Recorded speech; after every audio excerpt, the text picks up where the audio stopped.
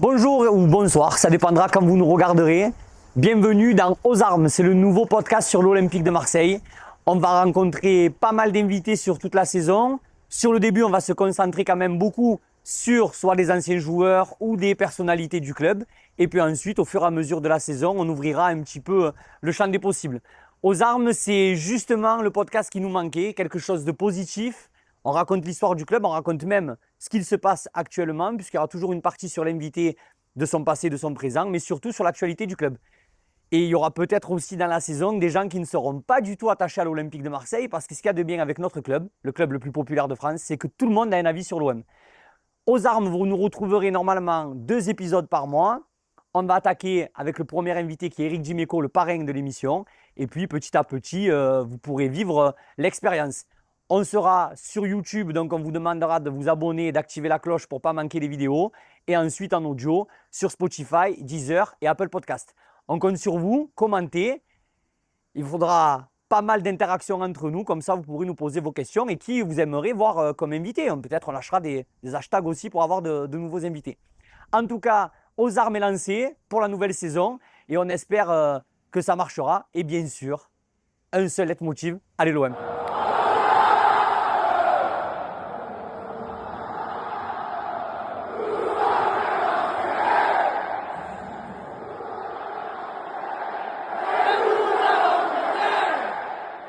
Eric, merci d'être là. Grand plaisir. Dans le tout premier, alors c'est pas vraiment le premier numéro, c'est un numéro de présentation, puisque Aux Armes est né d'une idée un peu, comment dire, je voulais quelque chose de positif vis-à-vis du club, vis-à-vis de l'histoire de l'Olympique de Marseille. Bon, on a des liens d'amitié, puisque dans le prochain numéro, on demandera à l'invité si je le tutoie ou je le vous vois. Bon pour toi. Oui, bon, je là pense c'est que facile. l'histoire est réglée déjà. Tout d'abord, merci d'être le parrain de l'émission. Merci beaucoup je te l'avais promis, donc on est là. Voilà. Bon, en plus, on a signé le parrainage dans une ville où normalement c'était pas prévu. On avait fait à Paris après l'émission où j'étais venu te voir au Moscato Show. Donc, pour ceux qui ne te connaissent pas encore assez, si tu peux un petit peu te présenter, ce que tu fais actuellement, puis surtout ta carrière à l'Olympique de Marseille. Allez, écoute, Eric Dimeco, 62 ans, né à Avignon, Vauclusien d'origine. Mes premières années dans mon village, Robion. Après la MJC d'Avignon, club très connu parce que Laurent Paganelli y a fait ses premières armes lui aussi. C'est d'ailleurs le premier jeune joueur qui a fait parler de ce club-là. Je suis arrivé en 1980 au centre de formation à l'OM, donc toute ma formation ici. Au début, le club était en deuxième division et remonté en 84. J'ai été prêté 2 ans à Nancy et à Martigues. Et puis, les années tapis, les titres, et puis ma fin de carrière, 4 ans à Monaco, jusqu'en 98. Voilà. J'ai été élu pendant 2 mandats à la mairie de Marseille, et puis depuis aujourd'hui bientôt 18 ans sur RMC, avec un coéquipier un peu turbulent, ancien rugbyman, Vincent Moscato. Voilà, ça fait 18 ans qu'on a une émission ensemble, et avec Denis Charvet, Stephen Brun, Pierre Dorian, Adrien Gouin, Fred Pouillet, donc toute l'équipe qui sont devenus plus que des amis, une famille aujourd'hui. Oui, là on peut parler de famille, puisque quand je calcule, finalement, d'ici peu, j'aurai plus passé de temps à la radio avec mes potes que dans mon ancien métier de joueur de foot, voire même dans mon village natal, puisque là je suis parti à 16 ans. Donc on a fait le tour. Dans les Puis tu as rajouté Osiris aussi. Et puis oui, de la musique, ça a toujours rythmé ma vie, mais j'ai toujours joué un peu dans les groupes quand j'ai arrêté ma carrière. Mais là, c'est vrai que depuis 4-5 ans, Osiris, donc une tribute, un hommage à Oasis qui tourne beaucoup et qui tourne bien. Et donc, on vadrouille en France, donc, voire même à l'étranger, puisqu'on est allé en Écosse et d'ici peu en Angleterre, en Irlande. Voilà. En plus, on sait que tu parles terriblement bien anglais. C'est ma deuxième langue en réalité. Facile en plus. C'est presque ma langue maternelle. Ouais. J'ai un accent reconnaissable de Manchester. De partout où je passe Facile. C'est bluffant, ouais. Alors, ce qu'il y a de bien avec Eric, c'est qu'il a dévoilé l'ensemble du podcast en l'espace de 4 minutes. Donc, c'est parfait. C'est bon, on va pouvoir. c'est fini. Allez, au allez, revoir. voilà. Merci à tous. C'était le premier podcast aux armes.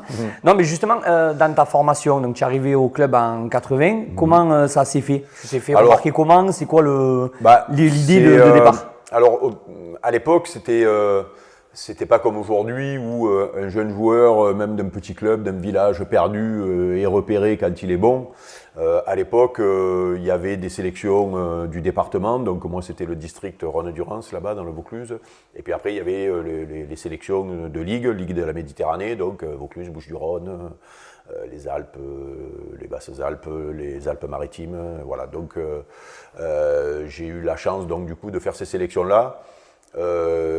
Et j'ai été repéré sur un stage au Crêpes d'Aix pour justement où le sélectionneur, le conseiller technique régional, qui était Henri Émile à l'époque, que j'ai retrouvé en équipe de France derrière. Donc voilà, il y avait un tournoi interdistrict et puis de ce tournoi-là, il faisait une sélection pour représenter la Ligue. Voilà, donc j'avais été sélectionné en Ligue de la Méditerranée. Tu n'étais pas arrière gauche là encore? Non, j'étais ailier gauche, et c'est comme ça que dans ces tournois-là où on est repéré par les clubs professionnels, et moi du coup, à mes 16 ans, j'ai eu le choix entre 3 clubs, le Nîmes Olympique, qui était quand même un des clubs phares de la région avec l'OM à l'époque, quand tu étais vauclusien.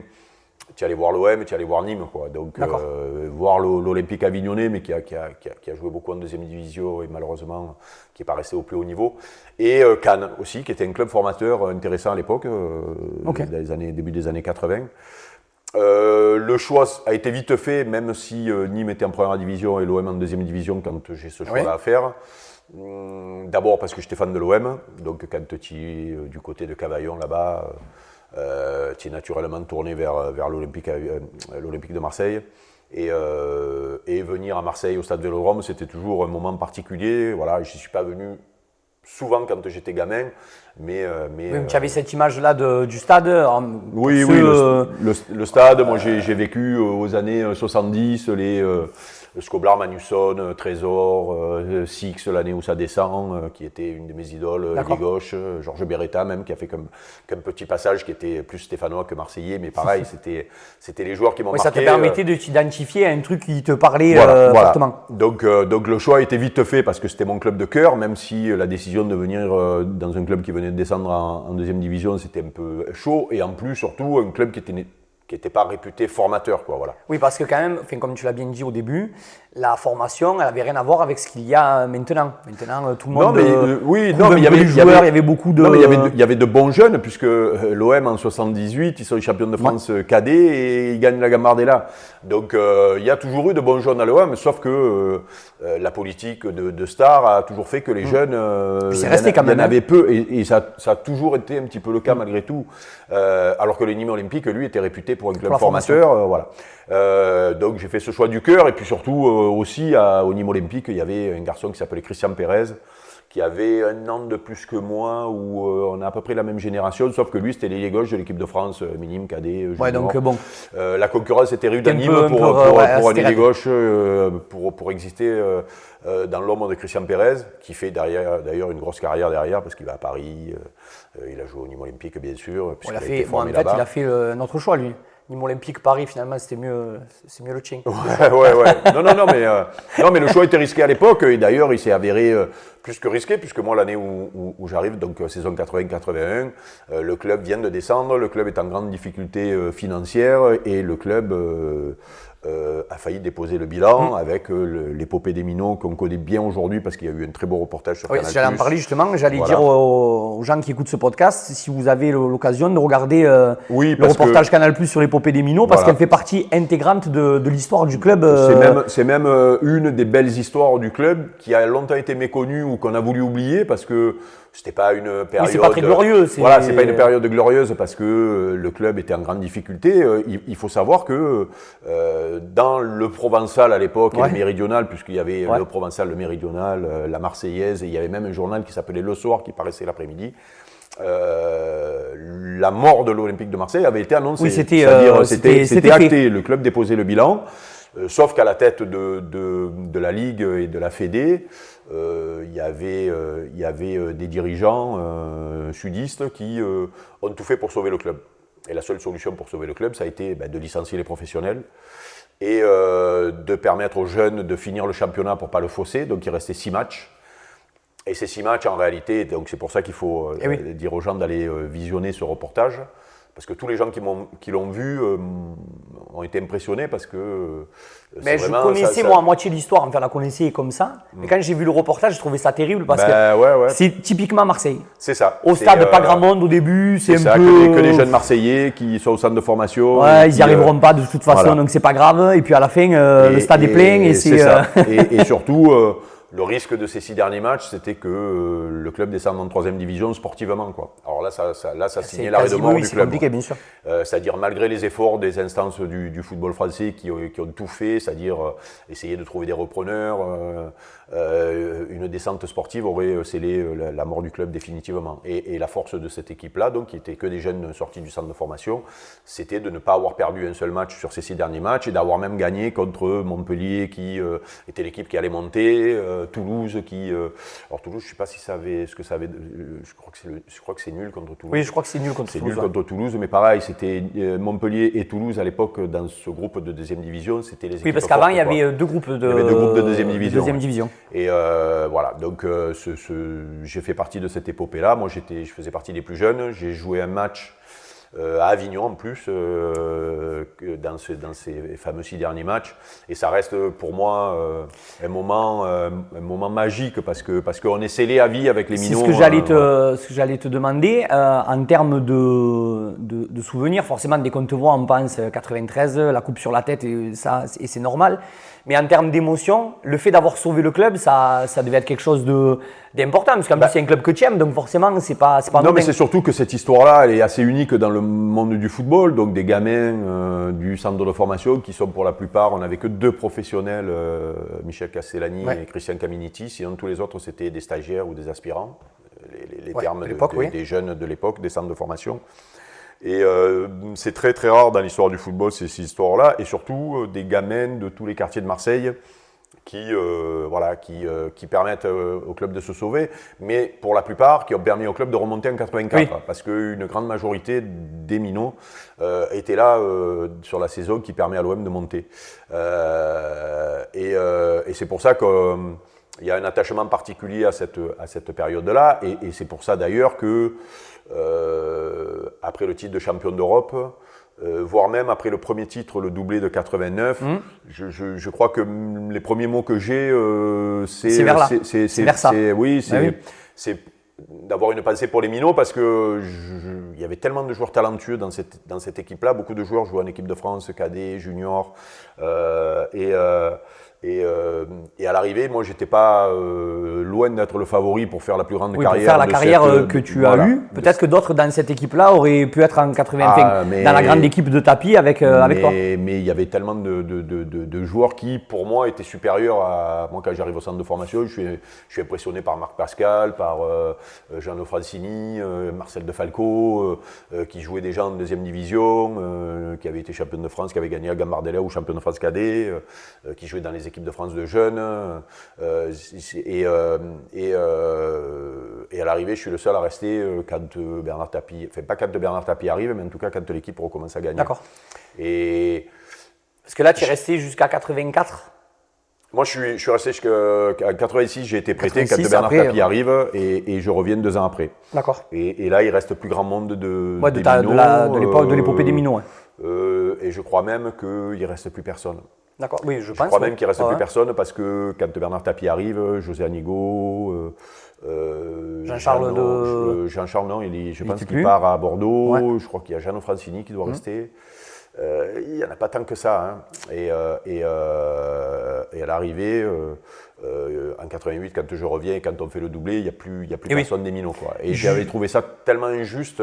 Oui, que tu étais obligé d'en parler quand ça Oui, s'est parce passé. que je me sentais presque pas légitime, quoi. J'avais eu Ouais. beaucoup de chance, quoi. À la limite, le fait de partir pendant 2 ans m'a presque sauvé Oui, mais la tête, parce que tous ceux qui sont tu restés es sorti ont toi été... du je suis sorti des viseurs, des projecteurs pendant 2 ans, le moment où Bernard Tapie, justement, commençait à avoir de grandes... Bon, il en a eu de suite quand il est arrivé, mais... Oui, vu le personnage, je pensais pas qu'il a c'est vrai que attendu longtemps. les minots qui restaient ont été évacués. Moi, j'ai eu la chance de revenir presque plus avec cette étiquette-là, quoi. Voilà. Et, Ouais, mais tu avais quand même avec un changement de poste en plus, donc voilà. Tu avais l'étiquette du petit Cruyff quand même, c'était pas rien. Ça, c'était pas à l'OM, ça c'était quand j'étais à la MJC d'Avignon. Non, mais c'était. Vous avez rigolé souvent à l'émission avec ça sur ce Oui, surnom. oui. Mais je raconte, des fois, je raconte ma vie de jeune homme et les mecs ont une image de moi de défenseur, puisque plutôt rugueux. Voilà. On va dire ça comme ça, c'est comme ça qu'on dit maintenant. Beaucoup ont oublié du coup que j'ai été longtemps attaquant, que j'ai joué en deuxième division attaquant, que j'ai joué même en première division. J'ai 70 matchs en première division attaquant, que ce soit à l'OM, que ce soit à l'OM, voire même à Nancy quand je suis prêté avec Arsène Wenger. J'ai joué avant-centre plusieurs fois, que ce soit à l'OM ou à Nancy. Justement, donc, quand tu as changé de poste, comment tu l'as pris? Je pense pas que c'était quelque chose. Tu l'as pris un peu comme une punition? Pas très bien au départ, parce que les attaquants, ils n'aiment pas revenir derrière, parce que c'est un aveu d'échec. Sauf que quand les 2 ans où j'ai été prêté, l'OM commençait à devenir grand. Et dans ma réflexion, c'était... Peut-être qu'il y aura plus la place en étant là. Je suis prêt même à jouer à gardien de but. Je suis prêt même à jouer gardien de but pour revenir porter le maillot de l'OM. Voilà, c'était la réflexion. Donc pendant un moment, je n'ai pas voulu en entendre parler, sauf que l'évidence, c'était que je ne reviendrais plus à l'OM si j'étais resté attaquant. L'attaquant. Il y avait les Papin, les Klosaloff, il y avait des joueurs extraordinaires quand... dès que tu étais dans le secteur offensif, que tu te retrouves avec Waddle, Pelé et compagnie, il fallait être plus que costaud. La raison reprend vite le dessus et le challenge en 88, quand je reviens, c'est on va t'essayer arrière-gauche, quoi, voilà. Et parce que Gérard Banide avait eu déjà l'idée depuis un moment, parce qu'il m'avait vu à l'époque quand Bernard Tapie a repris le club, il avait supervisé des matchs où du coup je jouais attaquant. Parce que tu faisais partie toujours du club. Oui, en 86, quand Bernard Tapie arrive, moi la finale de 86 de Coupe de France contre Bordeaux, Bernard Tapie nous présente au président de la République, mais ils viennent d'arriver 2 mois avant, quoi. Et moi je suis dans cette finale-là, donc Gérard Banide, qui était l'entraîneur en chef, avait déjà supervisé, et lui dans sa tête il avait déjà cette idée-là. Sauf que j'étais parti en prêt, mais lui il avait cette idée-là, et c'est grâce à lui en tout cas que ma carrière a changé finalement, parce que je n'aurais pas fait la même carrière si j'étais resté devant. Justement, quand tu reviens, tu découvres, tu connaissais déjà Bernard Tapie ou pas? Oui, puisque je l'avais côtoyé 1 ou 2 mois sur la saison 85-86, sauf qu'il ne me calculait pas, parce que moi j'étais petit jeune. Voilà, lui, ce qui l'intéressait, et je me demande même si les joueurs de 85-86 l'intéressaient vraiment. Lui, il était déjà... Oui, il voulait tourner la page, lui, de tout ça. Oui, parce que lui, il n'y a qu'à voir le recrutement de sa première saison. C'est Giresse, Gengini, Domergue, Papin. La première année, Karl-Heinz doit arriver la première année. Oui, Karl-Heinz fait arriver la première année. Voilà, et après, les années d'après, c'est les Amoros, les Waddle, les Alof. Oui, mais ça, il avait fait. Siskovic, c'était la première année. C'était avant Bosman, donc du coup, il fallait que les joueurs français restent là. Donc forcément, français, il a récupéré ça. Tu pouvais avoir une grande équipe française. C'est ça. Et les étrangers, c'était des Siskovic, des Alof, Waddle, Francescoli. Puis donc, du coup, quand tu reviens, là, pour le coup, il sait qui tu es maintenant, normalement. Pardon ? Quand tu reviens, il sait qui tu es un peu plus, mais... Il sait qui je suis, mais... mais c'est pas pour lui, la première réflexion qu'il me fait quand je le croise, cette fameuse saison 88-89, quand je reviens, donc je pars en stage en Forêt-Noire, et on fait une série de matchs amicaux à Auxerre. Auxerre faisait un petit tournoi où il y avait Split, Auxerre, et puis une autre équipe.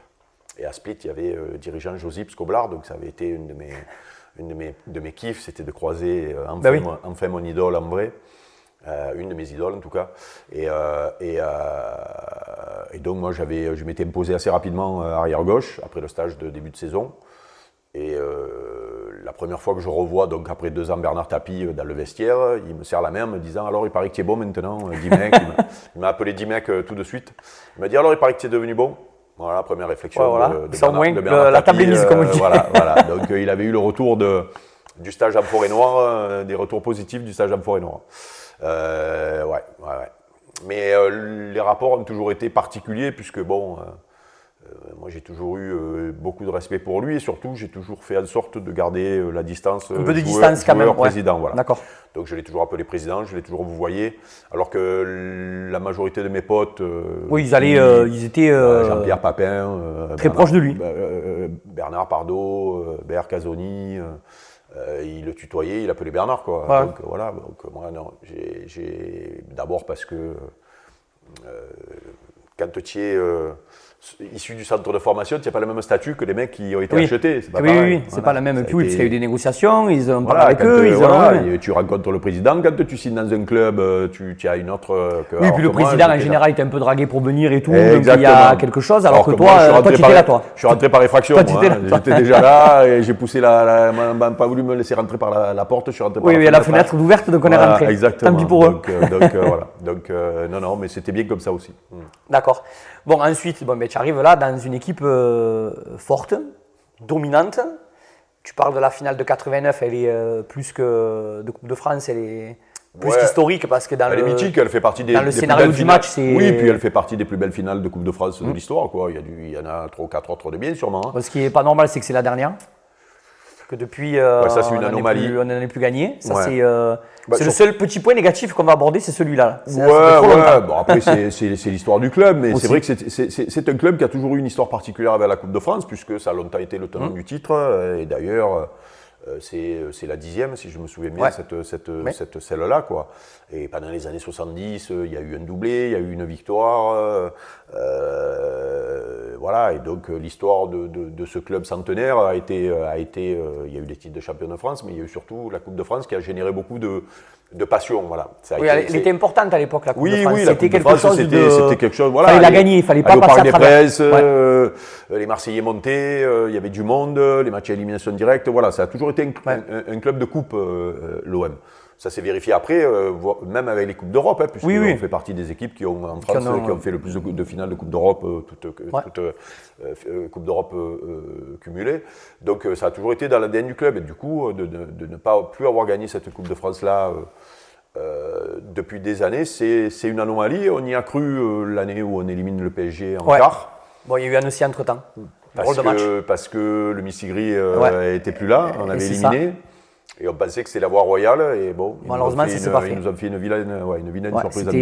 Bon, mais au stade, j'y étais, c'était quelque chose de. C'était lourd à la fin de ce match. C'est grosse. C'était compliqué, bon. Mais comme tu dis, ça fait partie de notre histoire, parce que ça, on est tout comme ça en fait. Parce qu'après le match contre Paris, bon, on a fait un crochet dans l'histoire, mais c'est pas grave, c'est comme ça aussi. Après le match de Paris, moi, j'avais jamais vu une première mi-temps comme ça d'une équipe de l'OM depuis très longtemps. Alors, on avait marché dessus de folie. Tout le monde courait de partout. C'était extraordinaire. Et forcément, comme tu les avais battus, tu t'es dit, c'est bon. C'est ça, c'est la voie royale. Tranquille, il n'y a plus rien. En plus, au tirage à Annecy, alors, un bon Marseillais que nous sommes, facile. Petite anecdote, on avait déjà, nous, acheté un billet de train. Pour aller à Paris. Regarder les hôtels et tout, c'était tranquille. Le lendemain, condition d'annulation, on a tout annulé. On n'a rien perdu, mais bon, c'est pas grave. Jamais faire ça. Non, mais tout ça, c'est pour dire que c'est vrai que depuis, quand on remonte dans l'histoire et qu'on dit 89, c'est la dernière victoire en Coupe de France, et surtout qu'il y a eu des finales entre, notamment contre Sochaux, des finales douloureuses, quoi. Voilà, alors il y a eu des Coupes de la Ligue, mais ça n'a jamais été... Mais c'est pas le même charme. C'était bien parce que ça nous a permis de regagner des trophées, donc on était très contents. Ça fait partie, ça garnit l'étagère à trophées. Mais dans la hiérarchie, c'est vrai que ça n'a jamais été. D'ailleurs, la compétition a disparu. Donc voilà. Mais du coup, c'est vrai que cette finale de 89 et le doublé, puisque on avait été champion de France juste avant, avec un match épique contre le PSG, 1-0. La frappe de Franck Sauzet, la terrible frappe de Franck Sauzet. Ce match avait été d'ailleurs... alors ça ne nous a pas donné le titre, mais ça nous ouvrait le titre, puisque le match du titre, c'est contre Auxerre, si je me souviens bien. Mais le scénario du match avec eux qui ont une grosse occasion... je me souviens qu'une dame dans les tribunes sur le but de Franck avait eu une crise cardiaque et était décédée. Ah oui. Ça avait été non mais il y avait j'avais oublié ça, oui, c'est ouais, vrai. non mais il y avait nous ça nous avait marqué parce que tu vas pas au stade pour mourir quoi, mais preuve que l'émotion était grande non, mais, quoi. là on va enfoncer la première porte ouverte du podcast, ça n'aura pas mis longtemps. Non mais c'est un club qui rend fou. C'est un club qui je le dis tout le temps, Charles qui est notre caméraman, est supporter de Lens, lui. Bon, il n'a pas que des qualités. Mais quand on parle de... C'est un bon club, c'est un très à supporter. Bon club. Mais quand on parle de nos supporters en général, et il s'y retrouve lui aussi, il me dit, non mais vous avez une couche quand même. J'ai dit, tu sais que dans le stade, il y a tout le monde. Des PDG, des types qui ne travaillent pas, mais on est tous dans le même, dans le même délire. Ça rend fou. Hein, ça rend fou. Quand tu en parles des gens qui ne savent pas, ils te regardent, ils disent, mais là, il y a des problèmes, ce jeune homme. J'ai déjà eu invité du monde moi à la maison, quand ils me voient regarder un match et quand ils me voient dans la vraie vie, il faut se souvenir. Et il faut se souvenir que cette saison-là, du coup, quand tu fais le doublé 88-89, pareil, tu n'as plus gagné la Coupe de France depuis 60 et... Oui, c'est la période... C'est la première période, enfin, c'est une des périodes où il y a un creux. C'est une période où il y a un vrai creux, où l'OM ne gagne plus, il y a les descentes, ça remonte péniblement et tout.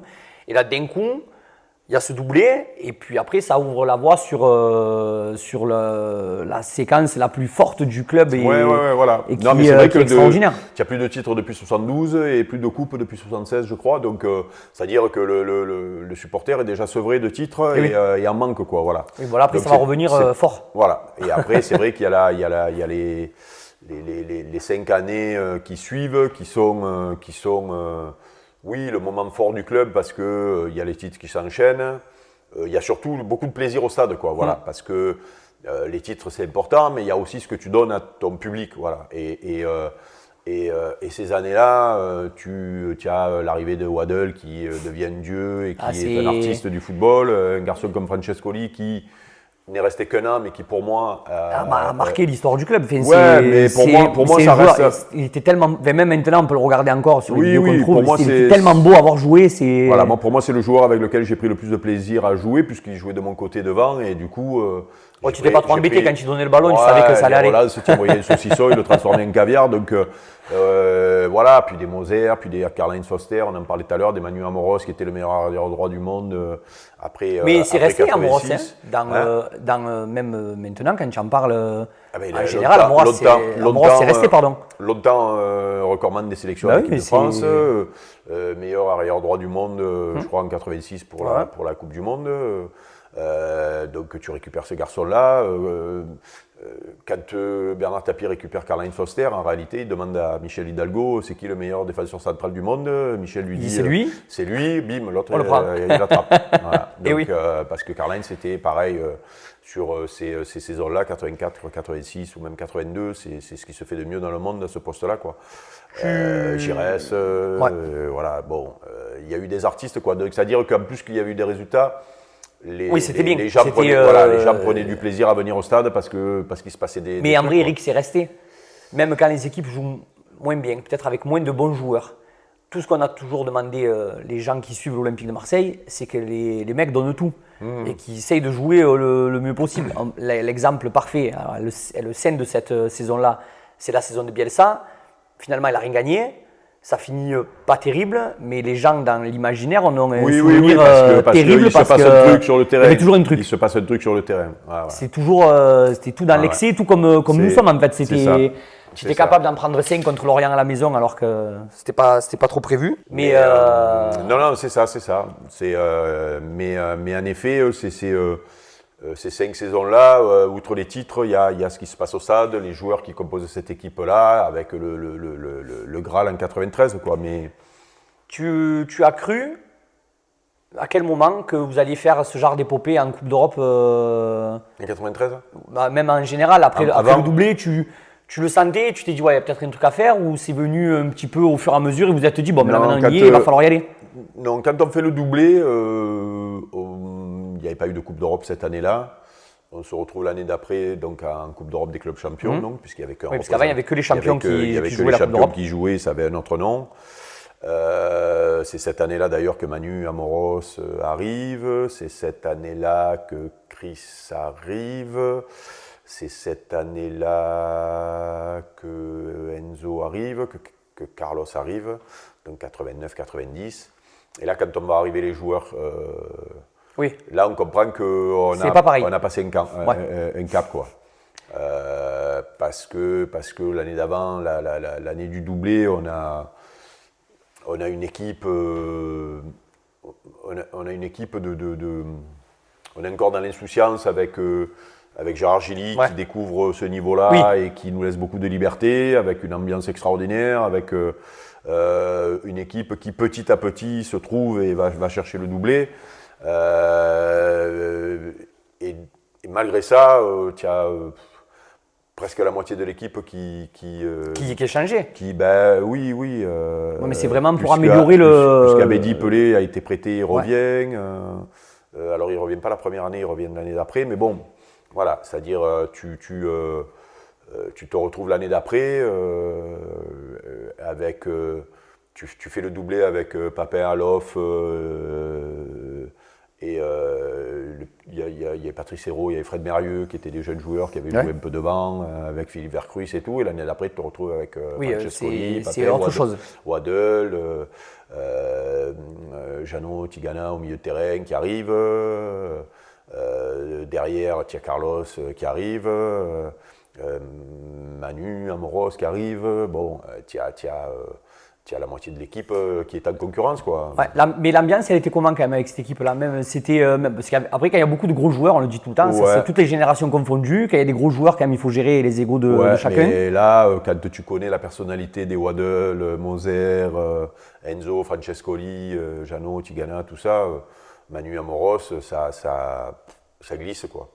Il y a toujours eu, moi j'ai eu après, on sait jamais si les résultats font l'ambiance ou si l'ambiance font les résultats. Mais donc, ça s'entremêle quand même. Oui. Non, mais pour dire que quand il y a des bons résultats, il y a souvent une bonne ambiance. Ça va toujours mieux. Voilà. Mais il y avait plus qu'une bonne ambiance parce qu'on avait plaisir à faire des trucs, à faire les coups ensemble, quoi. Voilà, ça c'est quand même assez significatif. Oui, justement. Quand tu te retrouves en stage de début de saison. Et que dans l'équipe, tu as Bernard Pardo, Manu Amoros, Bernard Casoni. Moi, ça ne devait pas être triste. Jean-Pierre Papin, Chris, voilà. Tu es vite dans la connerie, quoi. Et donc, ça crée des liens. Mais même pour ça, c'est à part, mais même pour dire ça, quand même, ça ne nous viendrait pas à l'idée maintenant, en étant presque champion d'Europe ou pas loin, de sortir un single en chantant pas terriblement, parce que quand Chris et Basile ils ont sorti à l'heure actuelle, ça pourrait pas, enfin, ça serait peut-être pas très bien vu. Ça aurait peut-être été un gros succès aussi. Hein. Ils ont fait le top 50. Mais quand on y repense, mais quand on y repense, c'est drôle. Enfin, ça se prouve quand même que ça se passe bien, parce que tu peux pas faire ça si ça se passe à moitié, si l'ambiance n'est pas terrible, ça peut pas se passer. Mais quand on y pense maintenant avec la vision moderne qu'on a du football, tu te dis non mais quand même. Après même on voyait Chris faisait toujours des grimaces dès qu'il y avait une caméra qui passait. Ça n'empêchait pas de mettre un petit pont, un sombrero, de mettre une talonnade après au stade contre Paris comme si c'était normal en plus. Mais non mais c'est malgré tout. Alors je sais pas si c'était fait exprès ou pas exprès, mais je pense malgré tout que dans le recrutement, les dirigeants donc que ce soit Jean-Pierre Bernès, Bernard Tapie. Ont toujours fait attention à la mentalité des gens qui venaient, quoi. Ouais. Ils se sont rarement trompés à ce niveau-là. Voilà. Puis en plus, quand même, il y avait le président omniprésent qui était Bernard Tapie et il a marqué la période. Il fallait quand même réussir aussi à gérer un peu, je pense, enfin, vous ne le gérez pas, mais il fallait aussi assumer ce que disait le président, ce que faisait le président. Il fallait quand même. Ça a été tendu dans le vestiaire avec certains joueurs. Avec Canto, ça a toujours été difficile. Avec Carlos Moser, ça a été difficile. Il y a eu des moments où ça a failli chauffer avec le président. Les garçons avaient les gros caractères, des fois ça chauffait. Ouais. Parce que moi, de gens qui ont côtoyé, ce que j'entendais souvent, c'est que quand ça allait pas trop, ça allait pas souvent pas trop, c'était très chaud. Oui. Bon, après, par contre, quand ça allait très bien, c'était très chaud aussi, mais différemment. Non, mais c'est vrai qu'il avait un management exigeant, où il pouvait se permettre de faire des choses qu'on ne pourrait plus se permettre dans le football aujourd'hui. Le joueur à l'époque, la valeur du joueur à l'époque, c'était pas le fonds de commerce d'un club, quoi. D'accord. Donc Oui. un président qui te prenait en grippe. Oui, s'il avait eu à dire qu'un pouvais, tel était mauvais et qu'il servait à rien, il ne se gênait pas de le dire. Canto, plus gros transfert à l'époque, international. Et joueur qu'on connaît aujourd'hui, il a pas eu, il a mis à l'écart. Il n'a pas fait de sentiment. Et Eric, pour se relancer, quand il part en Angleterre, il fait même des essais. Voilà, c'est pas comme aujourd'hui où tu vaux 20, 30, 40. Ah non. Tu joues jamais, tu as une valeur et du coup, d'abord, on ne te met pas à l'écart parce que tu as une valeur marchande et voire tu es le fond de commerce d'un club. Et du coup, on te ménage, quoi. À l'époque, ils ménageaient personne. Voilà, donc ça a été chaud avec certains joueurs, les joueurs avec des gros caractères. Moi, j'ai souvenir Canto ou Carlos Moser l'avoir chopé. Oui, bon, après, c'est la vie. Connaissant les deux, c'est peu étonnant, c'est pas très surprenant non plus de comme ils étaient sur le terrain. En plus, bon, là, le storytelling, on va dire, de cette épopée-là, c'est terrible. Une élimination en demi avec une main à peu près, enfin pas à peu près, mais avec une main. Oui. La défaite au tir au but contre l'Étoile Rouge, pardon. Bon, à la fin, après, ça finit avec Milan, mais c'est vrai que l'histoire, elle est chaotique, mais elle se termine par le plus beau des trucs, et après, elle se retermine par la partie la plus sombre peut-être du club aussi. Oui. Donc, rien que ce condensé d'années-là, ça résume un petit peu ce qu'est l'OM en fait. Oui. Après, si tu regardes bien, pour aller chercher le titre suprême, il faut souffrir, quoi. Il y a toujours des histoires pas possibles. Nos amis parisiens l'ont gagné l'an dernier de belle manière. Ils ont souffert peut-être plus que ce que nous on avait souffert à l'époque, avec des histoires improbables aussi, d'élimination pas possible. Donc on n'en est pas pour autant ravis. Mais bon, c'est fait. Ça y est, c'est fait. C'est fait. La plaie est ouverte maintenant, c'est bon. Non, mais c'est ça. C'est une compétition, c'est rare. Chelsea, pareil. Non, mais on est obligé. Eric, tu l'as gagné. Vous êtes obligé de souffrir. Tu es obligé de souffrir un moment pour la gagner. Voilà. Tu peux pas la gagner comme ça. Et dans les souffrances, tu as des trucs pas possibles. La demi-finale à Benfica avec la main de Vata. Moi, je ne l'ai pas vécu parce que le tout premier match que j'ai regardé, c'est à cause de ça le problème, c'est la finale de 93. Mais donc ça, après, je l'ai vu plus tard. Il n'y a rien de pire que l'injustice. Parce que c'est... Tu dois tuer le match au match aller, tu as les occasions pour tuer le match au match retour, et puis il arrive cet incident-là. C'est un sketch. Voilà, quand tu regardes cet incident-là, tu te dis, bon, ben, tu es l'équipe qui... parce que Benfica, c'était un grand club, c'est une histoire forte en Coupe d'Europe, donc tu te dis, bon, ben, là, c'est le petit nouveau qui arrive dans le Gotha, là, et qui se fait rouler dessus pour apprendre. Mais on l'a vu... dans l'histoire récente, les décisions tombent souvent pour les gros clubs et ça marche comme ça dans le foot. Bon, même si je sais ce que tu en penses de la VAR, même s'ils essayent de rattraper ça, c'est pas forcément plus un succès incroyable. Je suis pas sûr que... mais quand il y a une décision à prendre, elle tombe toujours de là où elle doit tomber. Voilà. Le Real a gagné beaucoup de ses derniers titres à l'expérience, à la renommée, et tout. Et peut-être qu'en 91, c'est peut-être la seule anomalie finalement de cette compétition, c'est que quand on va en finale en 91, on est favori contre une équipe de l'Étoile Rouge de Belgrade que personne ne connaît. Oui, elle est là par hasard, mais elle est là. Et il la gagne. Alors après coup, on s'est rendu compte que cette équipe-là était composée que de grands joueurs parce qu'ils ont tous fini au Milan AC. Oui, c'était une grande équipe. Il y avait pas de. Et il y avait. Mais ça faisait pas un nom ronflant. C'est peut-être mieux de perdre contre le Milan AC en finale et tu te dis bon, on a perdu contre ça, que de perdre contre cette équipe-là. Mais voilà, donc. Et c'est pour ça que la victoire de 93, où tu n'es pas favori et où tu joues contre le grand favori, en devient encore plus belle parce que tu as souffert pour la gagner avant. Et puis il y a le scénario du match. Oui, il y a tout. Puis pareil, il y a cette tête de Basile, puis il y a cette deuxième mi-temps où tu souffres pour aller chercher le titre. Voilà, bon, c'est... Vous avez tout dit sur 93, tu m'as même dit, on en a même inventé un peu, arrondi. On a arrondi un peu des trucs parce que pardon Eric, pour la petite histoire, on a demandé à Eric s'il avait une anecdote qu'il n'avait jamais racontée. Alors il a rigolé en disant, non mais on en a même raconté peut-être qu'il n'existait pas trop. Donc du coup... Ouais, là j'avoue qu'on a tout dit sur ce match-là, sur la préparation de ce match-là, l'après ce match-là. Et il y a même moi, des fois, en écoutant certains reportages sur cette période-là, je découvre des trucs, quoi. Ou en tout cas, c'est pas les histoires que j'ai vécues, voilà. D'accord. Donc, le temps passant, on embellit ou on grossit, On grossit un peu le truc. voilà. Donc, ça fait partie de la légende. Et donc, on a tout raconté, même des choses qui sont pas tout à fait arrivées, quoi. Voilà. Donc, Oui, mais ça, c'est comme les gens, quand tu écoutes les gens de la génération qui vous ont suivi, moi j'en parle avec certains, ils m'expliquent qu'ils sont allés à Munich, qu'ils y étaient, mais pas dans le stade. Enfin, des histoires. Puis quand tu creuses un peu, tu dis non, en fait j'étais à la maison, c'est j'y étais pas, et ils te racontent des trucs qu'ils ont. Le fameux OM Forbach des années oui, alors là il y avait tout le monde. 300 et quelques spectateurs. Donc là, si tu écoutes, il y avait tout Marseille dans le stade. La plus petite affluence de l'histoire de l'OM, mais tout le monde y était. Quand tout Marseille y était. Tous les vieux, moi, qui m'ont raconté ce match, ils étaient tous au stade. Mais après, tu comptes, tu dis, mais les gars, il y a un problème. Vous ne pouvez pas tous y être, c'était pas possible. Il y a des mythos. Bon, ben là aussi.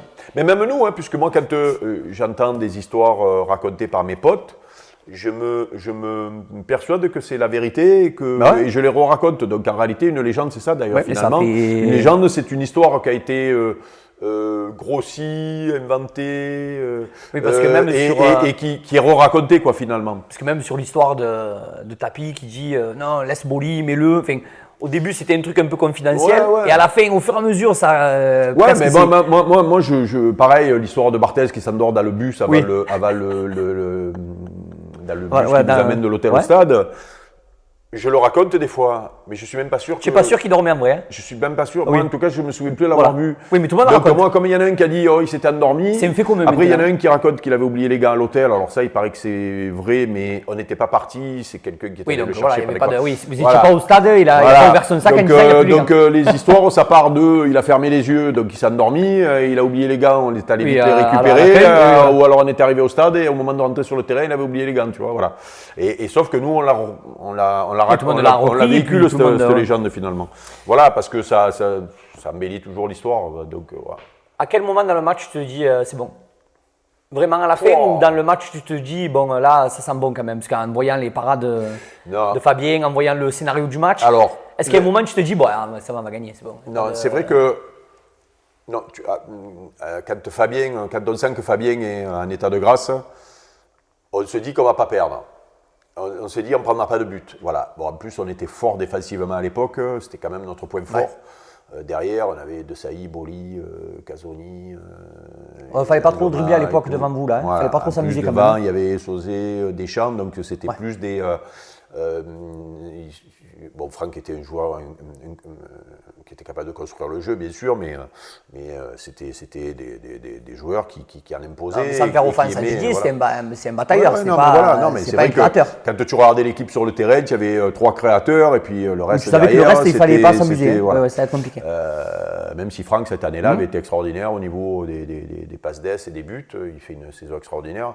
Mais c'est vrai que notre point fort, c'était la solidité. Donc, quand tu vois en plus que ton gardien est en état de grâce et que dans le temps fort du Milan AC, il te fait des arrêts. Voilà. Là, tu te dis, ce soir, ça va être dur de nous mettre un but. Mais ça ne veut pas dire que tu vas gagner. Par contre, moi, en tout cas, quand Basile marque juste avant la mi-temps et qu'on rentre au vestiaire, je ne sais pas ce qu'il en est de mes copains, mais moi, à ce moment-là, je sais qu'on ne pourra pas nous enlever le titre. Non, mais je sais qu'on ne prendra pas de but. Je le sais. Après, ça, c'est pour tout le monde. À n'importe quel niveau, quand tu joues, il y a des choses que tu Oui, mais il y a des fois où, quand l'adversaire est très fort, avec un potentiel offensif très fort, tu serres les fesses et tu te dis, waouh, comment on va arriver à tenir? Alors que là, non, tu sais que tu ne prendras pas de but. D'accord. Voilà, parce que tu es fort, parce que tu aimes défendre aussi, parce qu'on aimait défendre.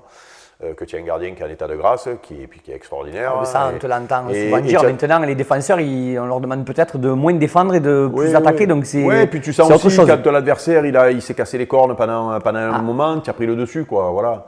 Van Basten, à un moment donné, tu sentais qu'il a fait le point. Hein, il a un peu morflé sur Marcel et Basile. Tu sens qu'il est marqué, pareil pour Donadoni de mon côté, Lentini de l'autre. Tu sens qu'il a pris le dessus à un moment donné. Oui. Mais donc, il y a la finale, il y a la victoire. Après, il y a autre chose aussi dans cette période-là qui te suit. Parce que tout le monde expliquait que tu prenais presque des cartons rouges tous les 2 jours. C'est pas vrai. Parce qu'il n'y en a pas tant finalement. Il y en a un peu, mais c'est pas non plus. C'est pas la folie. Ouais. Puis après, ce qui reste, c'est quand même tes grands duels contre Paris. Alors, maintenant, pour nous, quand je te vois en photo avec Ginola, je dis c'est beau quand même la vieillesse, c'est bien, ça permet d'oublier beaucoup de choses. Mais c'était quand même une autre. Maintenant, vous ne pourrez plus le faire, hein. Ça n'existerait plus l'engagement qu'il y a maintenant. Mais c'était quand même quelque chose de. Alors c'est resté, hein, même s'ils sont encore même s'ils sont dominants encore et qu'on veut nous faire croire qu'il ne faut plus que ce soit comme ça. Mais c'était comment l'atmosphère là, de ces matchs-là? C'était plus important que la Coupe d'Europe ou quand dans la préparation c'était plus important, moins important. Je n'arrive pas à dire ça aujourd'hui, mais c'était aussi important, quoi. C'est-à-dire c'était le rendez-vous de l'année. Après, il faut savoir que le football à l'époque, la Ligue 1 à l'époque, c'était une Ligue 1 qui était forte quand même. Ouais. Ah oui.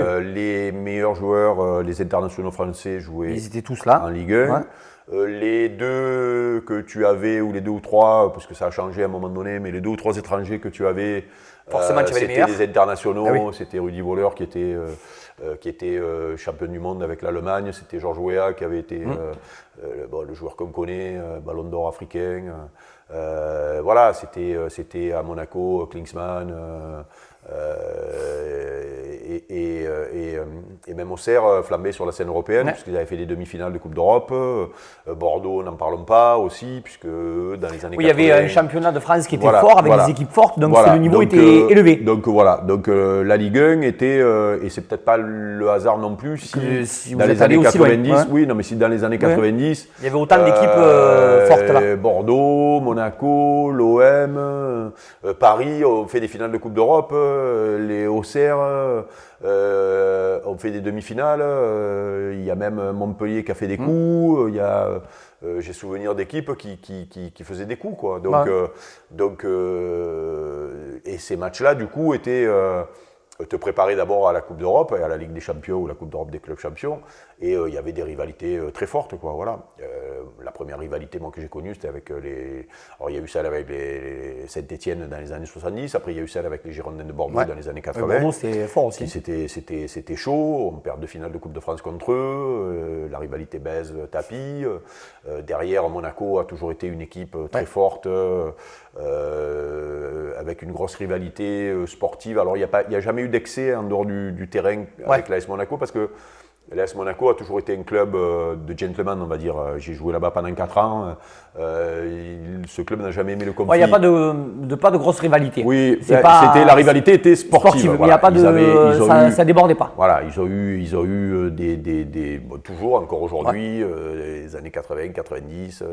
Oui, ça a toujours marché, Monaco. Ça a toujours été une équipe qui a eu des équipes fortes et des générations fortes. Et gagner contre l'AS Monaco, c'était compliqué, c'était un grand rival. Voilà, d'ailleurs, la finale de 89, c'est l'AS Monaco, 4-3. Dib, Amoros, Battiston. Il y avait des grands joueurs en face, quoi. Voilà.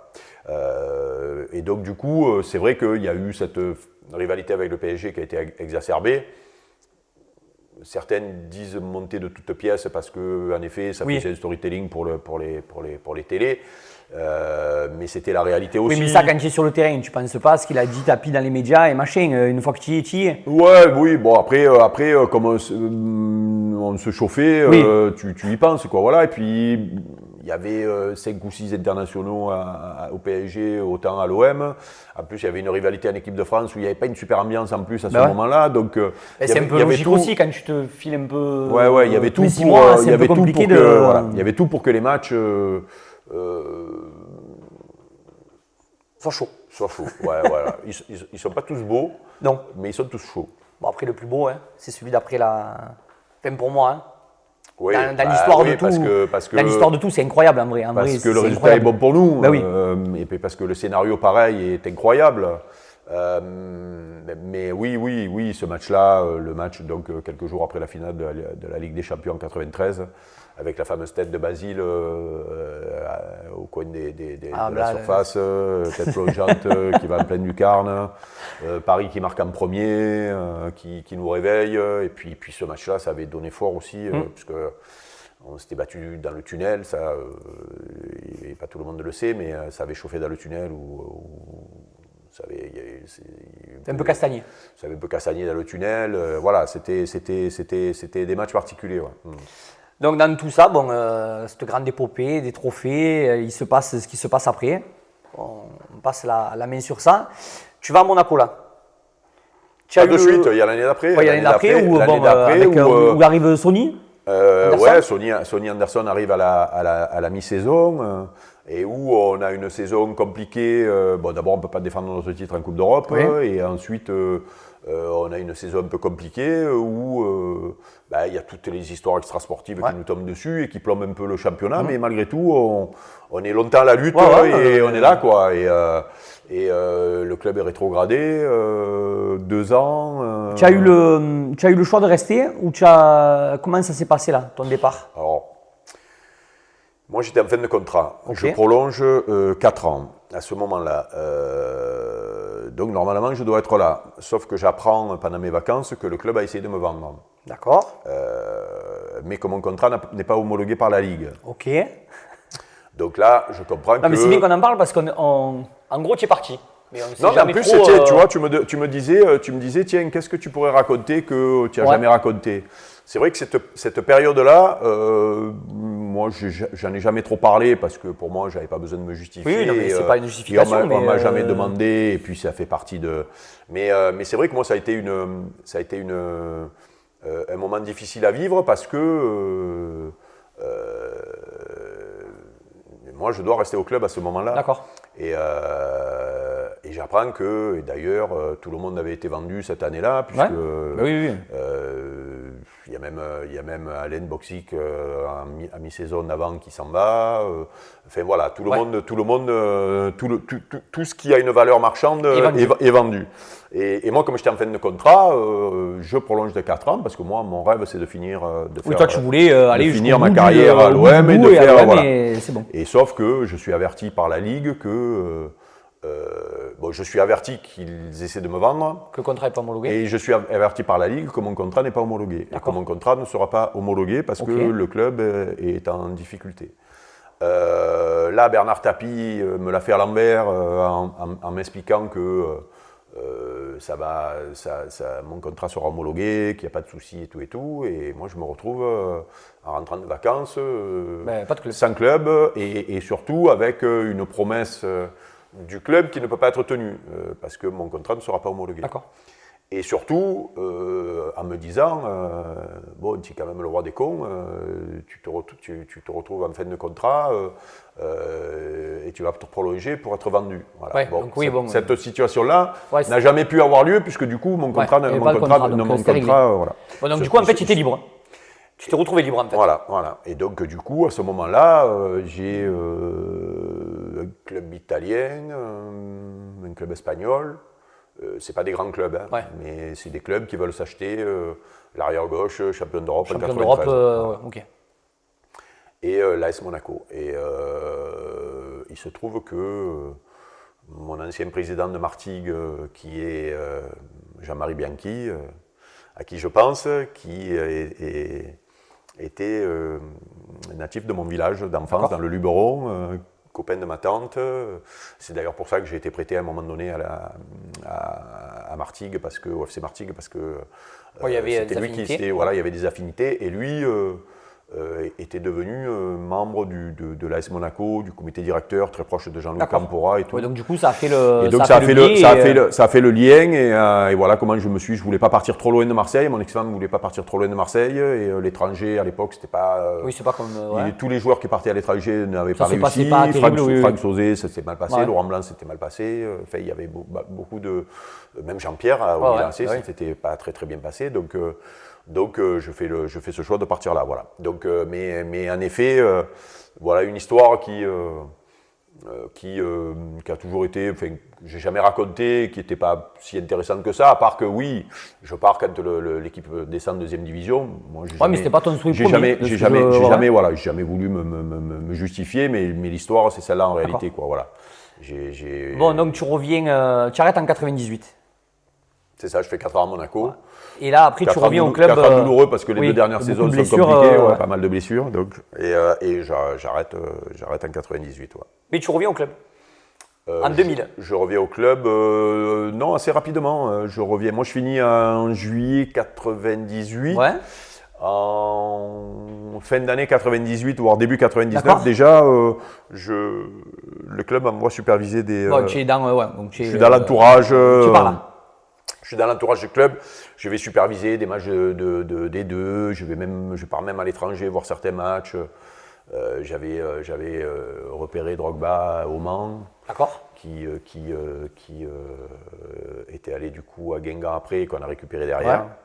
Ouais. Voilà, il y a quelques joueurs qui sont venus derrière que j'avais déjà repérés mais qu'on a acheté. Vous n'avez pas pu faire. Qu'on aurait pu avoir sans truc et qu'on a voilà ouais, le petit Sacco qui jouait à Sacco et Kerr qui joue à Nîmes.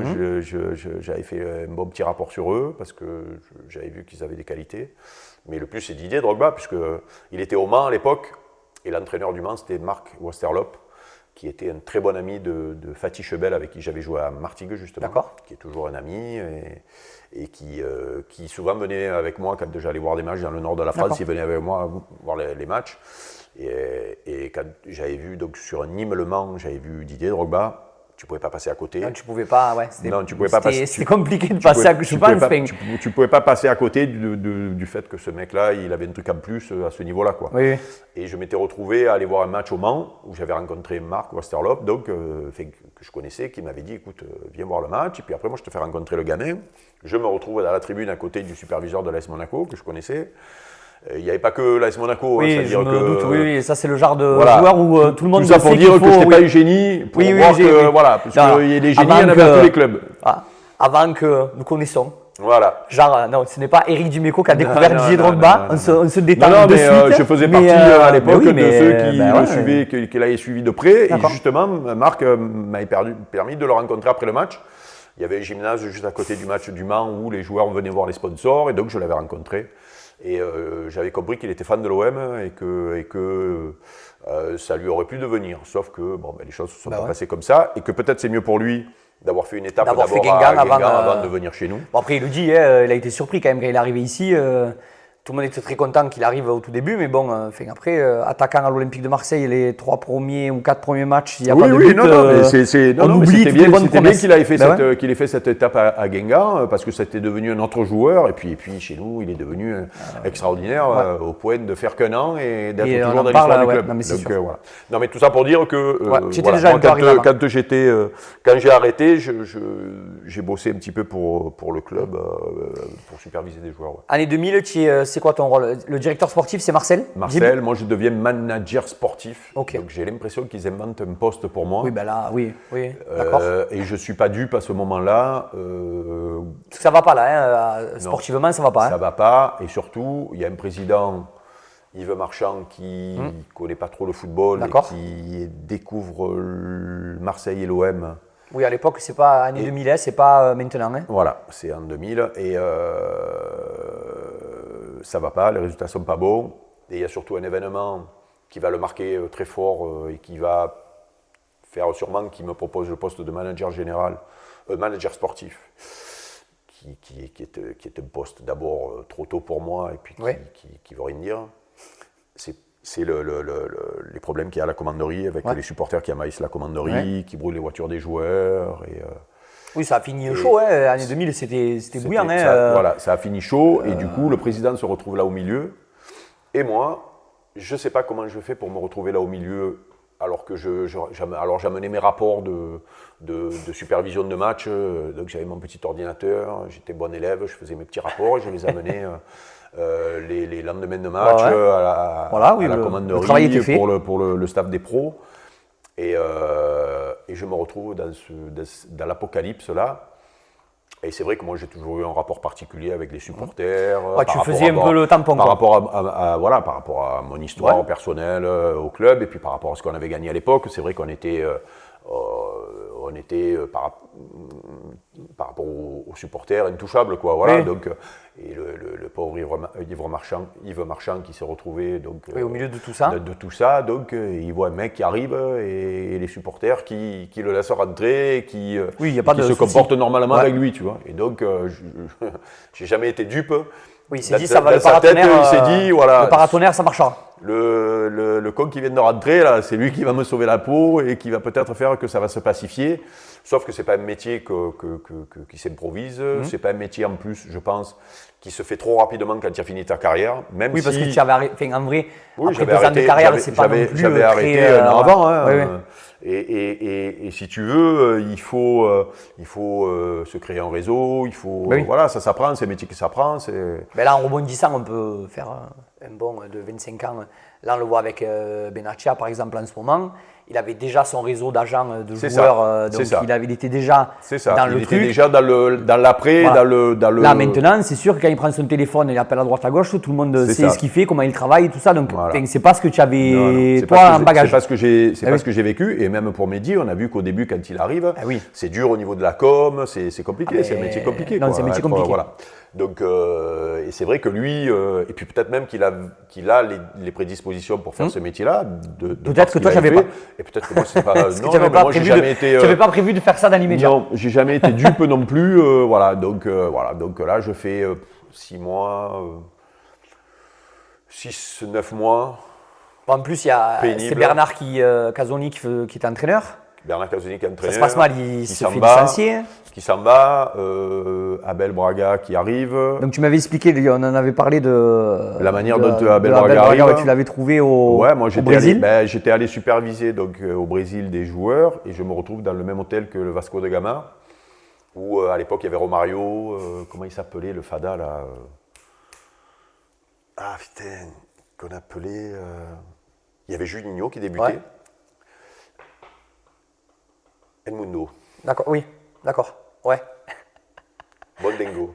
Donc il avait une équipe Braga avec Edmundo, Romario. On va détendre un et peu. puis des petits, Ouais, ouais. il y a des petits jeunes qui débutaient, Juninho.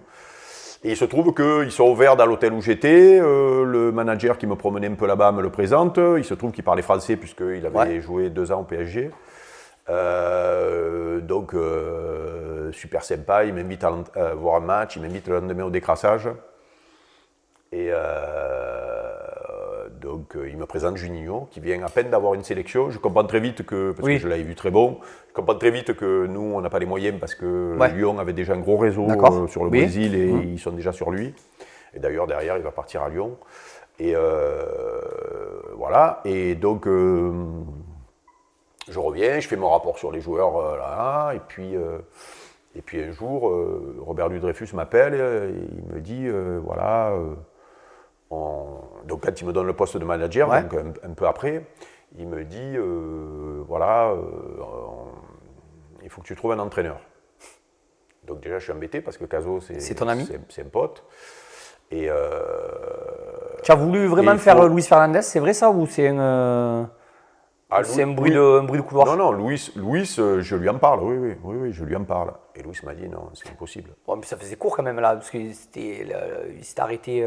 Ouais, mais il était sur le marché. Et il se trouve que Luis avait joué avec Abel Braga. D'accord. Et donc Luis, ça, c'est une discussion en disant tiens, il est sur le marché, voilà. Pourquoi pas? Luis, moi, trop, c'est même lui qui me dit, moi, je suis PSG, moi, c'est pas possible, voilà. Et c'est tout à son honneur. Hein. Et je parle de cet entraîneur que j'ai rencontré, qui venait d'être champion du Brésil, à Robert Louis-Dreyfus. Et Robert Louis-Dreyfus me dit, je vais appeler Pelé. Bon, je ne savais pas, moi. Et donc Pelé, très proche de Robert Louis-Dreyfus par rapport à Adidas. Ok, bon. ouais, d'accord, ok. Donc il prend son téléphone, il appelle Pelé, qui lui dit, c'est le meilleur entraîneur brésilien du moment. Donc feu. Donc Robert Louis-Dreyfus m'appelle, il me dit, Banco. j'ai eu que des retours positifs. Il parle français, il connaît la Ligue 1, même si c'était il y a un moment. Ouais, donc c'est bon, il en a avant. une bonne réputation, allez, en avant. Et voilà comment Abel se retrouve là.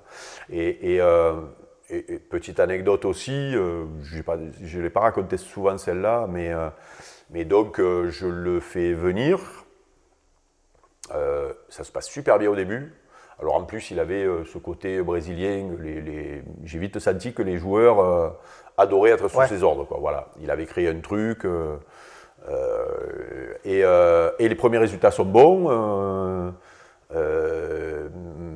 On est de suite dans le haut du tableau. Ouais. Et je me souviens d'un match contre Lyon au Stade Vélodrome qui peut nous faire la bascule. C'est-à-dire qu'en gagnant ce match-là, on se retrouve dans les 2 premiers sur une dynamique très positive. Et comme quoi, des fois dans la vie, ta carrière ou la carrière d'un coach ou une saison, sur un match, ou une sur, saison peut basculer joue, sur. oui. Et il se trouve qu'on fait un bon début de match, on a un penalty qu'on rate, et derrière on perd ce match-là. Et là, c'est le début de la fin. Oui, de là, voilà. c'est le début de la ça fin. redevient très vite compliqué. Voilà, ça devient compliqué, et parce que bon, même si à ce moment-là, on se retrouve dans le premier tiers, mais derrière, la mayonnaise prend pas, quoi. Et surtout, en coulisses, je sais qu'il y a beaucoup de gens qui travaillent pour nous savonner la planche. D'accord. Actant qu'on n'était pas, moi en particulier, mais avec Marcel, on a toujours été mis dans le même sac, qu'on n'était pas fait pour ça, quoi. Voilà. Donc, vous n'étiez pas à la place où vous deviez nous a savonné la planche, et du coup, l'histoire, je crois qu'en novembre, on est licencié, en tout cas moi. Peut-être Marcel aussi. Oui, vous êtes ensemble dans le. On est dans la charrette tous les deux en novembre, donc du coup. Et ce qui est extraordinaire,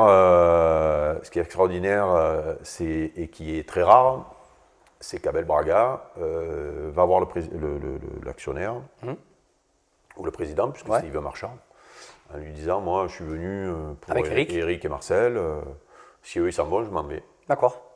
Et il part sans indemnité de licenciement. Et du coup, il est parti en même temps que. Je me souviens. Il a dû rester quelques temps. Il est resté, oui, mais ça n'a pas traîné. Je crois que c'est Clément qui vient derrière. Je crois que c'est à ce moment-là que Bernard. Clément, avec la célèbre opposition à 15-15 à la commanderie, avec. Je crois que c'est cette saison-là, je ne voudrais pas dire de bêtises, il me semble que c'est Bernard Tapie derrière qui. Oui, après Bernard revient. Bernard Tapie revient. Derrière, il nous avait un peu savonné la planche, Bernard d'ailleurs, à ce moment-là. Et voilà, mon expérience, mes 9 mois ou 10 mois de. Ouais, mais ça avait été très douloureux. Très douloureux. Très douloureux derrière. Et je pense que c'était lié. J'ai eu un grave accident de voiture, sûrement lié à tout ça. Quand il n'y a rien qui va, tu sais, quand tu as la tête qui n'est pas sur la truc là. J'avais failli passer d'ailleurs. Voilà, donc ça a été une année très compliquée dans ma vie olympienne parce que je ne suis pas sûr d'être. Je pense que je n'étais pas fait pour faire ce métier-là. Et surtout, je ne l'ai pas fait dans des bonnes conditions et pas fait pour des bonnes raisons au départ. Et puis surtout. Oui, ben souvent, quand les histoires commencent par un truc qui n'est pas clair, ça finit en général pas clair. Voilà. Donc voilà. J'ai vite compris que je n'étais pas fait pour. Ou en tout cas, que la mer du décor n'était pas si beau que ça et que j'avais sûrement pas envie de faire ça, quoi. Bon, après, entre-temps, il y a eu la carrière médiatique qu'on te connaît. C'est après ça. C'est bien après, hein. Tu as même commenté des matchs. Ouais, pour l'OM, j'ai longtemps commenté. Ouais, ben là c'est pareil, c'est un peu une. J'étais pas programmé pour faire ça, c'est un coup de chance en réalité. Moi j'étais auditeur d'RMC, j'ai appelé en tant qu'auditeur. François Pesanti, qui était le chef des sports à l'époque, avait entendu 1 ou 2 de mes passages à l'antenne en tant qu'auditeur. Et donc il m'appelle en 2007. Il m'appelle pour me dire écoute. Si tu veux faire un truc, on peut. Ouais, non, c'est même plus. J'ai une émission, je lance une nouvelle émission où je donne l'émission à Vincent Moscato. Tu le connais? Je dis ouais, je l'ai croisé à la bibliothèque. À la bibliothèque où vous êtes croisés. Ouais, non, malheureusement, Vincent, on pouvait se croiser qu'à la rue de la Soif ou dans une soirée à Paris. J'ai dit ouais, je l'ai croisé 2 ou 3 fois de soirée. On n'a pas philosophé beaucoup, je lui ai dit, donc, mais par contre, parce qu'il travaillait déjà à RMC, j'écoutais, j'avais même participé à ses émissions. Un soir, il faisait une émission le soir tard, il parlait de golf. J'étais en voiture, je l'avais appelé, on avait déliré pendant une demi-heure sur le golf. Ouais. Et donc, je savais qu'on s'entendrait bien, mais bon, c'est quand même François qui a eu l'idée voilà, il m'a dit, écoute, je lance une nouvelle émission autour de Vincent. Voilà, une bande de potes qui parlent de sport, de tous les sports. La forme est aussi importante que le fond, donc je pense que tu vas faire la maille. Et voilà. Et depuis, voilà, 18 ans depuis tout aujourd'hui. Ouais. Parce qu'en plus, bon, après, quand même, tu fais partie. Enfin, on te voit, on pense Olympique de Marseille. Je pense qu'on doit te parler de l'OM à peu près tous les jours, même trop, des fois peut-être. Parfois, tu aimerais qu'on te parle d'autre chose, des fois aussi peut-être. Surtout que j'ai tout le temps habité dans Marseille, quoi. À part là où je viens de retourner, je viens de repartir dans mon Luberon natal. Mais j'ai toujours habité ici, donc j'ai toujours fait partie des meubles finalement. Et c'est pour ça que quand on me dit « Ah, mais ça va, tu n'es pas trop embêté à Marseille et tout », je dis « Mais non, mais moi les gens pour eux, je suis… » Voilà, et je le remarque d'autant plus que pour les 30 ans de Munich et pour mes 60 ans, j'avais organisé une grosse fête et j'avais fait venir mes anciens coéquipiers. Donc et ils sont restés là 3 ou 4 jours, ils se sont baladés dans Marseille. Et c'est marrant de voir les supporters, quand ils croisaient Carlos Moser, par exemple, Carlos parce que c'était significatif, de voir ce qu'il représentait pour les supporters. Le visage des gens, il se change le visage des gens. L'évolution qu'il y avait autour de lui quand il allait sur le Vieux-Port boire un coup. Alors que moi, je vais boire des coups sur le Vieux-Port tout le temps, moi. J'ai tous mes potes qui ont des bars, qui ont des restaurants. Et les gens, ils font même plus attention à moi, voilà. Alors oui, quand c'est des touristes, ils sont contents. Mais l'évolution… Oui, mais tu faisais partie du… je fais partie des meubles. Je fais partie du paysage. Sur le Vieux-Port, il y a les bateaux, il y a les bars. Oui, pour peu que tu dises, il y a le mec qui passe, il y a Dimeco, voilà. Oui, mais il passe tous les jours, donc voilà. Alors que quand tu vois des anciens, mes copains, quand ils sont venus pour cette fameuse fête, c'est l'ébullition qu'il y avait autour d'eux, c'est extraordinaire, quoi. Voilà. D'ailleurs, moi, ça m'a fait plaisir de leur… Carlos, quand il est revenu après autant de temps, il a été marqué par l'accueil des Marseillais. Ému au point de chercher un boulot ici, il était prêt à… Si le club lui avait proposé un job, il venait vivre à Marseille. D'accord. Mais c'est fou, enfin… C'est un peu la magie des médias, donc parce qu'il ne faut pas se leurrer non plus, tous les anciens qui sont consultants ou qui restent dans les médias, c'est parce que malgré tout, tu es toujours sous le feu des projecteurs et puis que tu existes toujours. Voilà, et donc tu es toujours finalement présent. Et puis, là, il y a une autre chance, entre guillemets, c'est que… avec l'avènement de YouTube et de tout, il n'y a pas un gamin fan de l'OM qui n'a pas vu la finale de 93. Non. Et moi, j'aime raconter cette histoire-là à mes copains parisiens. Il y a 2 ans de ça, je me retrouve du côté de l'espace Julien, puisque j'ai été éphémère président de l'espace Julien, de l'association qui gère l'espace Julien. Donc un matin, on avait une réunion à 9h, donc j'arrive avec mon scooter à 8h30, j'attends sur mon scooter l'heure, et il y a un petit gamin qui passe avec son cartable là, mais il devait avoir 8 ans, 9 ans, le cartable était aussi gros que lui, il s'arrête devant moi, il me dit « Ah, vous êtes monsieur Dimeco ?» Je lui dis « Mais comment tu as 8 ans ?» Il me dit « Non, mais mon papa, il m'a montré tous les matchs de l'époque et tout. » Donc le gamin à 8 ans, son père, qui devait être dingue de l'OM, lui a montré tous les matchs de l'époque. Voilà, donc ça c'est… Alors en Angleterre, c'est comme ça, c'est-à-dire que les gamins ont la culture du club et club et tout. En France, c'est un peu moins le cas. Un peu plus dur, mais chez nous, quand même, c'est marqué. C'est très marqué, voilà. C'est quand même, à la maison, tu as quand même un poster à côté de Drogba et de Payet. Non, mais c'est ça, c'est la force de ce club et de cette ville, c'est qu'il y a cette transmission, il y a ce côté, dans la famille, quand on est supporter de père en fils, c'est le petit qui naît, la première chose qu'il a, c'est le maillot de l'OM, et quand il est en âge de comprendre, on lui montre les vieux matchs, et on lui explique qui est Drogba, on lui explique qui est Skoblar, on lui explique qu'il y a même des jeunes, et moi ça m'a touché particulièrement parce que c'est pas mon histoire d'enfance, moi mon histoire d'enfance c'est Skoblar, mais il y a même des gamins qui ont fait un reportage sur Gunnar Andersson, donc qui est le recordman des buteurs olympiens, qui a une histoire particulière aussi, et il y a des jeunes qui se sont intéressés à son histoire et qui l'ont remis, qui ont expliqué qui était cet homme qui est le recordman des buteurs avec le maillot de l'OM, quoi. Et je sais que sa famille avait été très touchée par ça, parce qu'il était tombé complètement dans l'oubli, quoi. Le club l'avait oublié. Mais même sa mort était un peu particulière aussi. Donc voilà. Dans l'histoire, là, pour ceux qui me connaissent, mon amour pour Ravanelli est indéfini. Mais bon, mon fils, il parle de Ravanelli comme s'il avait vu jouer tous les 3 jours, alors que c'est pas du tout sa génération, pas du tout son. Mais on a ce truc, c'est vrai que. C'est une grande force de ce club-là, c'est que tu. voilà, quand tu as joué avec ce maillot-là et quand tu as marqué quand même l'histoire de ce club-là, et c'est bien de parler de Drogba parce qu'on le répète, il a passé un an et il n'a rien gagné, Didier, ici. Mais par contre, ce qu'il a fait, et son comportement et son amour déclaré à l'OM tout le temps. Après, on peut dire qu'il n'est pas revenu, ça c'est des trucs, on veut chercher le côté négatif des choses. Mais... Sauf que quand tu es à Chelsea et que tu... Voilà, c'est... Après, la vie, elle fait que... Moi, j'ai toujours espéré qu'il revienne, je pensais que ça pourrait se faire. Ça ne s'est pas fait. Le football est compliqué aujourd'hui à ce niveau-là. Il n'empêche que...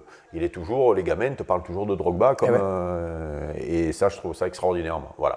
Et donc, pour répondre à ta question, moi, j'ai toujours senti cet amour-là, sans que ce soit envahissant, parce que j'ai toujours fait partie des meubles, quoi, voilà.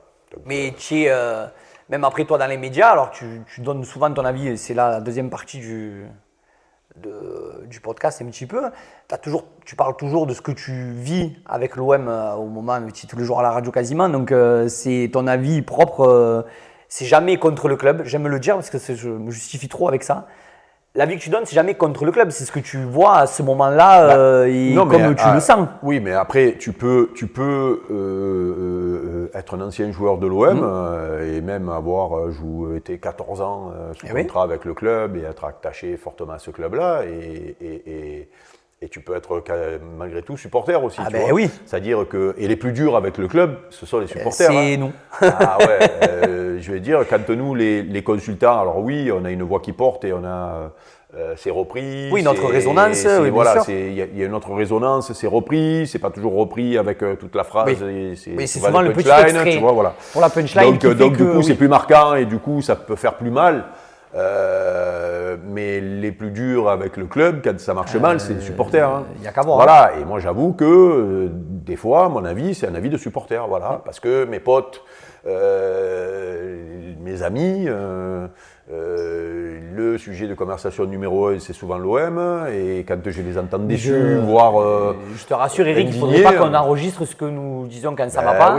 Parce que même pour le renouvellement de l'abonnement, ils nous diraient ça va attendre. Voilà, donc moi je pars du principe que je suis là pour donner mon avis, que le plus qu'on peut amener, c'est qu'on a été joueur de ce club-là, mais après il y a des réactions de supporters aussi. Voilà. Et quand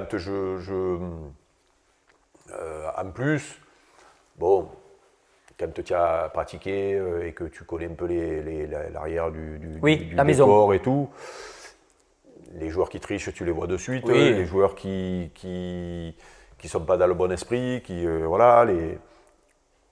les entraîneurs pareils, tu le sens vite, quoi. Tu vois, voilà. Bon, mais après, moi j'ai toujours essayé parce que je pourrais avoir des infos de l'intérieur du club. J'ai toujours essayé justement de ne pas trop être parasité par ce qu'on peut me dire à l'intérieur du club, parce qu'il y en a qui sont malins, parce que je reçois des coups de fil des fois. Oui, pour te faire passer un message qui est délivré. Quand on me file une info, je suis loin d'être con. Quand on me file une info, j'essaie de comprendre pourquoi on me la file et ce qu'on espère. Mais bizarrement, quand ça va un peu moins bien. Et qu'est-ce qu'on espère que j'en fasse de cette info. Et donc, j'essaie de ne pas être parasité par ça. Voilà. Donc, donc je dis, comme tout le monde, des grosses conneries aussi sur ce qui se passe au club. Parce que voilà. Mais on essaie de ne pas être malveillant. Mais après, quand ça joue mal, que tu as des mecs qui ne sont pas dans l'esprit, que tu as des dirigeants qui ne sont pas de trucs, il y a eu des périodes où c'était dur de défendre les dirigeants, les entraîneurs et les joueurs. Il y a eu des moments sombres quand même ces dernières années. Voilà. Donc là, on a de la chance de… Mais justement, on rebondit sur ça. Là, cette année, on a passé l'an 1 de Roberto De Zerbi, avec l'attelage Benatia, Longoria. Ça a fonctionné quand même, on ne peut pas dire que ça n'a pas fonctionné. Ils ont fini deuxième, c'était deuxième toute la saison. Tu finis seconde, donc voilà, bon, à part, tu as gagné ton championnat. En fait, tu as gagné ton championnat. À part la fin un petit peu, qui a été la moins bonne période du club, on va dire, parce qu'ils ont fait un peu des résultats bizarres, ils ont dû partir à Rome, ça leur plaisait pas trop. Oui, mais… Ils se sont écartés un peu de tout ça, mais ça allait quand même, ça a été une bonne saison. Mais moi, Cet épisode-là, moi j'ai défendu les dirigeants parce qu'il y a eu beaucoup de débats sur ce Retiro, comment ils appellent ça là, le Retiro, exactement. Oui, on est plein de noms maintenant. Ouais. Donc, où on disait, mais pourquoi, s'ils partent, c'est qu'il n'y a pas une bonne ambiance au club, mais s'il y a... moi, j'arrive d'une génération où on était au vert. C'est normal ça. On était au vert du samedi soir après le match jusqu'au mercredi. Mais que tu partes à Montpellier, te mettre au vert ou à Rome, l'histoire c'est la même en vrai. Et moi je n'ai vécu avec Bernard Tapie, on était en retiro permanent des fois. Parce qu'ils ne supportaient pas que quand il y avait un match important de Coupe d'Europe, mais tout le monde soit autour à la maison, là. Donc moi je n'ai pas trouvé extraordinaire que au moment du sprint final, il fallait concrétiser et que tu dois aller chercher ton objectif. Parce qu'il y avait des gros enjeux. L'enjeu, c'était ça. Et que surtout, on sait aujourd'hui, et on se rend compte avec les autres clubs, que l'économie est tellement particulière l'an dernier, où si tu n'avais pas la Ligue des Champions, tu étais en danger de mort, puisqu'il y a des clubs qui sont en grande difficulté, que l'OM se dise, hop là, on a 3 matchs, il faut être sûr pour que les joueurs sentent que ces 3 matchs ne sont pas des matchs comme les autres, on va partir au vert. Et moi, je trouvais ça presque normal et ça me faisait presque plaisir. Sur la même ligne que toi. Donc, sauf qu'il a fallu que je fasse des débats à la radio pour expliquer. Oui, puis en plus, après, pour ceux qui ne veulent pas comprendre, mais quand tu passes tous les jours à la radio et qu'on te dit de raconter tous les jours la même chose, en fait, l'avis que tu donnes le lundi, si on te le redemande le jeudi, ça sera le même. Il n'y a pas eu de. Il vaut mieux. Même si des fois on peut changer d'avis. Oui, ça arrive. Et puis il y a des spécialistes du changement d'avis. Oui, ça aussi. Mais non, mais moi c'est surtout que quand il y a cette décision qui est prise par des dirigeants qui sont proches de l'équipe, c'est qu'ils sentent que... Et que les joueurs étaient d'accord en plus, ils étaient favorables, les joueurs t'expliquent qu'ils étaient presque contents de pouvoir partir ensemble, vivre un truc un peu commando, etc. On peut leur faire confiance sur le diagnostic, et puis on peut même dire, si on a envie de critiquer, on jugera sur pièce. Mais ça peux dire ça. Tu peux dire, moi j'ai un doute, tu peux être un ancien joueur et dire, moi j'ai un doute. J'ai un doute parce que je pense que ça peut être contre-productif. Pourquoi pas ? Mais dans ces cas-là, tu dis, moi je pense que ça peut être contre-productif, mais on verra à l'usage. À l'arrivée, deuxième. Bingo, plein fer. Donc, mais l'an dernier, ça a été une saison quand même particulière parce que d'abord, il y a eu l'arrivée de De Zerbi qui a été pour beaucoup, dont je fais partie, une surprise et une agréable surprise, puisque... On ne pensait pas qu'il débarque là quand même. Voilà, ça fait partie de ces entraîneurs à la mode dont on parle beaucoup et on se dit, c'est pas pour nous, c'est pour Manchester, parlé de clubs en Angleterre, de clubs en Italie. Voilà, il était arrivé à un point où il y avait des clubs qui jouaient à la Ligue des Champions qui s'étaient intéressés à lui. Voilà, et donc tu arrives à attirer ce garçon-là. Moi, je vais te dire la vérité, à part les matchs qu'on avait fait contre son équipe ou quelques on n'avait pas vu jouer. Moi, pour connaître un entraîneur, je pars du principe qu'il faut que j'ai vu une vingtaine de matchs de ce qu'il fait pour parce que ceux qui jugent sur 3 matchs de matchs que tu as fait contre ou de matchs de Coupe d'Europe, c'est des escrocs. Donc, entraîneur à la mode qui vient chez toi alors que c'est pas attendu. Sans Coupe d'Europe. Sans Coupe d'Europe, je suis plutôt agréablement surpris. Et du coup, tu te dis, tiens, voilà. Donc la saison commence, c'est une attraction, l'OM est une attraction.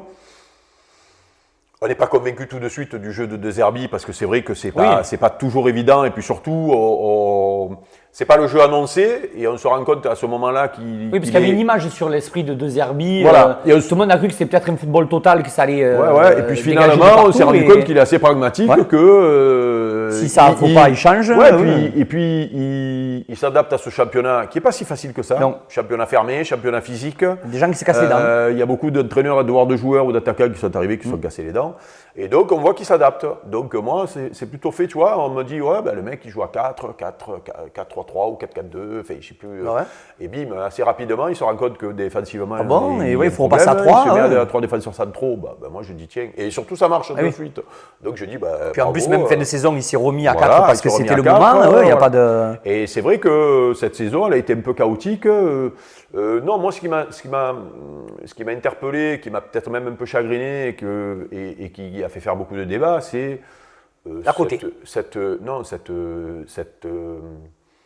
ces sorties récurrentes contre l'arbitrage. Oui, ça a été mais ils l'ont vu même eux, parce qu'après ils ont arrêté très vite, là, après les grosses suspensions, ils se sont mais arrêtés. Ça a été contre-productif, je pense aussi. Voilà, moi je faisais partie de ceux qui pensaient que c'était contre-productif et que sans prendre aux arbitres, tu le payes à un moment donné. Tu gagnes pas. Et il se trouve qu'on l'a payé. On l'a Contre payé. Auxerre, quand le président pète les plombs, c'est pas le match où il y a le plus d'horreur d'arbitrage. Non, mais c'est le bout dedans. de la chaîne. Voilà, c'est juste que tu t'es mis dans une position où tu as l'impression que l'arbitre, à un moment donné, c'est écrit, quoi, parce qu'il avait récusé cet arbitre-là, c'est lui qui est là. Bon, après, donc on aurait pu faire même un podcast que sur ça, mais c'est vrai que le fait de désigner cet arbitre, après des trucs, c'est débile. Enfin, il ne faut pas réfléchir. Tu te dis, Ouais, ils l'ont mis parce que. Ils cherchent à nous la faire l'envers. Voilà. Oui. Et derrière, la moindre. En plus, et alors que. Ça allait. Franchement, quand tu regardes la saison dernière, que tu regardes les équipes, tes concurrents, et que tu regardes ta courbe de classement tout au long de l'année. Zéro souci. Hein. Mais non, mais tu finis deuxième, il n'y a pas d'escroquerie. Ah non, tu es l'équipe dominante de. Tu es la deuxième meilleure équipe de France sur la saison. Ah ouais. Avec des hauts et des bas. Oui, comme toutes les équipes. Avec des hauts assez hauts et avec des bas beaucoup moins bas que les autres. Ah oui, puisque l'AS Monaco, qu'on nous présentait comme nous l'a dit très fort, meilleur que nous en début de saison, on nous a présenté Lille qui jouait mieux que tout le monde à un moment donné. Ah ouais. Et, tu vois, et à l'arrivée, ils vont tous regarder la Ligue des Champions. Hein. Et justement, en plus, là, pareil, comme pour le reportage des Minots, le club a sorti une série de documentaires qui s'appelle Sans jamais rien lâcher, là, ça depuis 15 jours. Ah bon, j'ai pas vu ça. Extraordinaire. C'est tout l'inside en fait de la saison. D'accord. Et bon, alors je vais le dire, je me suis tapé toutes les conférences de presse de Zerbi sur la saison. Alors beaucoup sont surpris de ce qu'il raconte, mais en fait il a dit ça toute l'année. Le personnage est haut en couleur. C'est vraiment les joueurs, il le dit, c'est vraiment ma famille. Il leur passe beaucoup de temps, il est dur avec eux, mais ça se retrouve après dans ce qu'il avait raconté. Donc là, moi, ça appuie ce que j'avais vu toute l'année.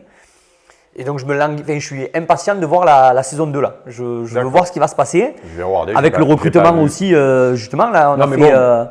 Pour en revenir à cette saison dernière, c'est objectif atteint. Équipe qui joue bien. Voilà. Moi, je reste persuadé, tu ne m'enlèveras pas de l'idée que De Zerbi, sur le recrutement de l'an dernier, il n'a pas eu tant de prises que ça. Je suis sûr qu'il y a beaucoup de joueurs qu'il a découvert quand peut-être aussi, qu'il a dû en demander certains et peut-être qu'il en a eu un ou deux. Mais... Après, on l'a vu vite fait avec Wai, ça n'a pas duré non plus. Oui, voilà. Donc, si tu veux,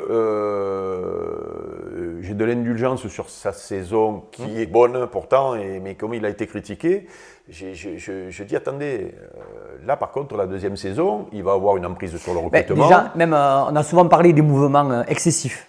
Il y avait trop de joueurs qui partaient, qui arrivaient. Là déjà pour moi, après ils n'ont pas encore fini, mais sur les 4 recrues qu'il y a pour le moment, le jeune anglais Angel Gomez, Medina et Aubameyang qui devraient revenir. Et en plus, on a perdu Rongier et Merlin, mais Rongier ça faisait quand même 6 ans, donc il fallait peut-être tourner la page aussi pour Rongier. Mais tu as gardé déjà tous tes cadres. Tu gardes Rabiot, tu gardes Greenwood. Le premier recrutement, c'était de garder ton ossature qui a fait qui est forte. Ta saison était forte. Ton ossature l'an dernier, c'est Rouli, Balerdi, Rabiot, Greenwood et Højbjerg. Højbjerg, il y avait l'option d'achat, on était sûr de le garder. Qui est un joueur de justement, dans le reportage, tu le verras, tu comprends. Tu vois les petits joueurs. Tu vois les joueurs qui sont là et ceux qui sont là. Voilà. Et Højbjerg, il est là. Et si tu veux, le message qui aurait été le plus terrible, sans parler du recrutement, c'était de perdre ces joueurs-là. Oui, c'est sûr. Rabiot, s'il n'y avait pas de Coupe d'Europe, on savait qu'on le perdrait, mais on s'est même demandé si on n'allait pas le perdre avec la Coupe d'Europe, puisque Allegri lui a fait les yeux doux, etc. Greenwood nous a expliqué à un moment donné que peut-être aussi parti, c'était pas non plus. S'il avait un club plus ambitieux, il irait. Balerdi, pareil. Donc à l'arrivée, tu gardes tes 5 joueurs qui pour moi sont les plus importants. C'est déjà première mission accomplie. Et ensuite, bim. Petit à petit, ça va faire. Et moi, je suis désolé. Moi, quand je vois arriver Medina, je suis content, je me régale parce que mentalité, moi je l'ai vu avec Lens, j'ai suivi la campagne de Coupe d'Europe. Ça va nous plaire, hein. On va être content. Alors je ne sais pas quel niveau il va être parce que là c'est un niveau supérieur à Lens malgré tout. dans l'exigence, dans tout ce qui va être à côté. Mais bon, vu son tempérament, mais moi, écoute, vu les problèmes de défense centrale qu'on a eu ces dernières saisons, je suis content de le voir arriver. L'an dernier, Balerdi a focalisé les débats parce qu'il est devenu le nouveau capitaine, c'est tout ça. Mais à côté, un coup Kondogbia, un coup Cornelius, c'est jamais la même charnière, c'était un peu compliqué. Le pauvre Brassier. Le pauvre Brassier. Donc voilà, donc là maintenant, s'il y a un autre joueur, et je pense qu'ils vont me faire encore un défenseur central, là on aura une équipe beaucoup plus compétitive. Là, deux défenseurs centraux, voilà, tu mets les deux Argentins et puis. Et puis ça va très bien pour nous, hein. Dans notre esprit. Voilà. Là, ça va très bien. J'aime, au niveau mentalité, je pense qu'on ne sera pas déçu. On devrait être servi normalement. Après, il faut faire le job, hein, mais voilà. Donc, écoute, ça c'est pour la saison prochaine. Moi, je suis content que De Zerbi ait sa deuxième saison. Je suis content parce qu'il y a eu une fameuse réunion avec l'actionnaire. D'après moi, il a dû demander à avoir un petit peu plus sur mais même sur ça le aussi, recrutement. Eric, c'est sain en vrai. Ils sont partis, le président Benatia, avec De Zerbi pendant 2 jours voir le propriétaire pour voir où ils vont. Enfin, alors, tout le monde a début a dit oh là là, c'est quoi ce jeu, comme pour le Non, mais c'est surtout que. Mais moi je trouve ça sain au contraire, au moins tout le monde sait où il va. Ces réunions sont faites toutes les années, Ben oui. sauf que c'est l'actionnaire qui vient dans le Voilà, vestiaire. là, il faut aller voir Voilà, personne ne le sait et c'est la même réunion. Là, quoi. ils sont allés, c'est pas grave. Là, ils sont allés là-bas parce qu'on a un actionnaire qui est loin et qui avait envie qu'on lui rende des comptes. Et un actionnaire solide, parce qu'avec ce qui se passe, c'est bien qu'il soit là. Il faut pas l'oublier. Exactement. Voilà. Bon Eric, on arrive au bout. Je pense qu'on a dépassé notre le quota. Le quota, mais c'est pas grave. C'est terrible. C'était très bien, je m'en doutais. Je te remercie encore. Il y a une petite rubrique, il faut que tu répondes vite. Ah. Ton joueur, avec qui tu t'es régalé de jouer dans ton histoire? Je l'ai dit plusieurs fois parce que c'est toujours dur de sortir un joueur, mais moi j'ai tellement kiffé de jouer avec Enzo Francescoli. Alors en plus, j'ai joué pendant qu'un an avec lui. Ouais. Donc ça ne va pas enlever ce que j'ai vécu avec les Papels, les Wendel, les Pelé, les Cantona, qui sont mes potes et qui sont des joueurs extraordinaires. Mais Enzo, que j'ai recroisé, que je recroise des fois, c'est la classe, la classe. Voilà, j'ai adoré l'année que j'ai fait avec lui. Et c'est peut-être pour ça que je le cite souvent parce que n'avoir joué qu'un an avec lui, pour moi, ça a été un déchirement et c'est encore une incompréhension. Mais ce mec-là, voilà, il jouait de mon côté devant, technique extraordinaire. Il a marqué des générations de joueurs. Adoubé par Dieu. Hein. Adoubé par Zizou, qui a appelé son premier fils Enzo en l'honneur d'Enzo Francescoli. Non, mais ça marque un homme malgré tout. Oui. Voilà, quand les petits qui disent « Oh, mais alors c'est qui ?» Il était tellement fort que même Dieu l'a appelé son fils comme ça. Voilà, et puis surtout un homme extraordinaire en dehors du terrain. Voilà, c'était la classe. Donc moi, je cite toujours Enzo. Voilà. Enzo parce que je sais que je ne froisse pas mes anciens coéquipiers avec qui j'ai joué 3, 4, 5, 10 ans. Lui, c'était un an et c'est un regret de ne pas avoir joué plus avec lui. Meilleur souvenir au club? Un seul, hein? Non, mais c'est pour ça que je vais sortir du truc de la Ligue des Champions. Oui. Pour moi, le doublé de 88-89, c'est mon meilleur souvenir. La saison, on déconnait tout le temps. Tapi nous avait pas mis la pression. Il y avait une ambiance. Gérard Gilly avait permis une ambiance extraordinaire à l'entraînement. On faisait des jeux, c'était la foire. Chris y jouait libéraux, Carlos y jouait avant-centre. On faisait les codes tout le temps. Et on rentrait sur le terrain, on gagnait. Mais je te jure, c'est la seule saison où je rentrais sur le terrain, je savais qu'on allait gagner. Ne me demande pas pourquoi. Oui, mais alors que les autres années, on avait une équipe peut-être plus forte. Oui, plus forte, mais c'était compliqué. C'était compliqué. Voilà. Et derrière, tu fais le doublé dans l'insouciance avec une finale extraordinaire contre Monaco et une fête à Paris derrière. Mémoire. Qu'on peut pas raconter. On peut pas raconter. Mais ce qui était à Paris reste à Paris. Oui, exactement. C'est style very bad trip, tu vois. J'ai pas eu de tatouage avec de dents en moins et j'ai pas adopté de tigre. De tigre, mais on lui l'aurait manqué peut-être. Mais il y a des images qu'on peut retrouver du téléfoot le lendemain avec Thierry Roland. Exceptionnel. Au point où Thierry Roland dit « Oh, Dimeco, il a l'air fatigué. Hein. » J'avais une cravate toute petite comme ça, là. Je dormais dans le coin pendant l'émission et je m'étais fait capter parce qu'on avait fait la tournée des rendus. Quoi. Le pire souvenir? Moi, je pars du principe que quand tu as fait tout ça à l'OM, il n'y a pas de pire souvenir. Sauf que j'hésite entre, bien sûr, Bari et Benfica, mais Benfica est encore douloureux aujourd'hui. Okay. Alors que 91, je pars toujours du principe, quand on me dit cette finale perdue au pénalty, je dis non, mais cette finale nous a permis de gagner celle de 93. Donc c'était un passage oublié, obligé. Ouais. Benfica était aussi un passage obligé. Mais, oui, mais pas comme ça. Mais la carotte est dure à avaler. Ouais. C'est on ne l'avale pas par la bouche. On retrouve toujours la carotte. Et Vata, que l'an dernier, je ne sais pas, l'an dernier ou il y a 2 ans, je me suis retrouvé à l'antenne sur RMC avec lui parce qu'ils l'ont retrouvé et bien sûr, il y a l'antenne avec lui. Et donc lui, il te jure qu'il n'y a pas main. Donc non, mais c'est marrant parce que c'est même un déni de réalité, tu vois, et je comprends ce qu'il veut dire.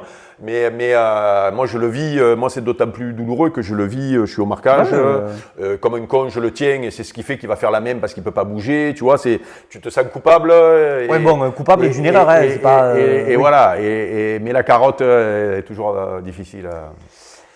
Eric, on va conclure, si tu as un petit mot à dire sur le podcast, le fait que tu sois le parrain et bien sûr l'amour que tu peux avoir pour l'Olympique de Marseille, on conclura sur ça. Non, mais on s'était croisés, tu m'avais parlé de cette idée-là, donc il va sans dire que je me devais d'être le parrain et un des premiers ou le premier. Le premier. C'est le premier, voilà. On découvre tout avec toi là. Voilà, c'est l'émission 0, comme on dit. L'émission 0, exactement. Comme on dit dans le milieu, donc ça me fait plaisir. C'était même un devoir pour moi d'être là. Puis l'OM, c'est l'histoire de ma vie, puisque quand moi je vais faire 62 ans, je suis arrivé au club, j'avais 16 ans. Quand pendant 45 ans, tu vis grâce à travers, aux côtés, avec, en étant entremêlé comme ça, je pars du principe que je suis chanceux, parce que quand c'est ton club de cœur, c'est encore plus beau. Et il ne se passe pas un jour sans qu'on ne me renvoie pas justement cette image-là de joueur qui a toujours été là. Voilà. Et au point où, alors je l'ai raconté il n'y a pas longtemps, mais je ne l'ai jamais trop dit, tu vois, mais quand tu as 62 ans, que tes enfants, que tu as des petits-enfants, que tu as des enfants, tu sais, tu commences à penser des trucs, et puis là, il y a la statue. Oui, en plus, statufié, là, oui. Voilà, on est statufié avec les potes sur le parvis du stade Vélodrome, donc tu te dis, on va être là. Il y a quelque chose quand même. On va être là pendant un certain temps. Et puis surtout, moi, j'ai déjà dit à mes enfants, j'ai dit, écoutez, le jour où je disparais, vous faites une belle urne là. Alors, si vous voulez en garder un peu, vous en gardez un peu. Mais si vous pouvez aller en mettre là-bas, en mettre un peu sur le stade de Vélodrome, parce que normalement, on n'a pas le droit. Non, on n'a pas le droit. Mais tu sais qu'à Marseille, Eric, j'espère que ce genre de pas le droit. On demandera une dérogation. Je demande une dérogation et si on l'a pas.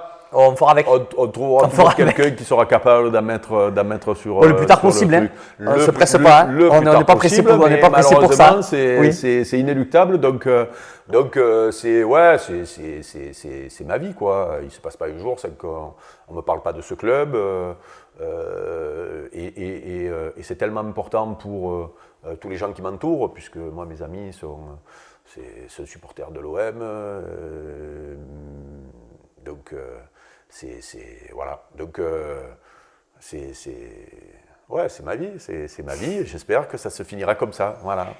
Bon, on espère qu'aux armes dure autant que la carrière d'Éric Dimeco à l'Olympique de Marseille.